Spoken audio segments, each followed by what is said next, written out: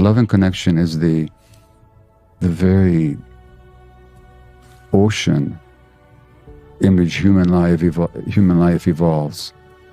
That's much more important than which parenting technique you use or what. Mm-hmm. Now, this society breaks that connection very early, because in the United States, 25% of women go back to work within 2 weeks of giving birth. That is traumatic to the child.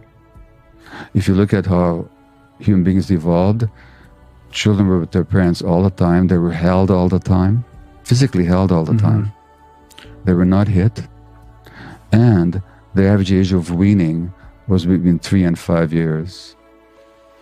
So now, I'm not saying we can go back to being hunter-gatherers, but I am saying that recognize that our basic needs have been, in this society, really denied. So some people can't help going back to work. That's their economic situation. That's part of the toxicity of our culture. But as much as possible, at least let's see what those children are losing and give them as much love and connection as possible. Don't make it even worse by parenting practices that undermine the relationship. I see limitations that I think that if they moved past it, they could even do better work. Because I don't know what the statistics are, but the best statistics I've seen about the 12 steps is they help about 20% of the people. Mm-hmm. Now, I think that's great, and it's as good as it gets, but I think it would get better.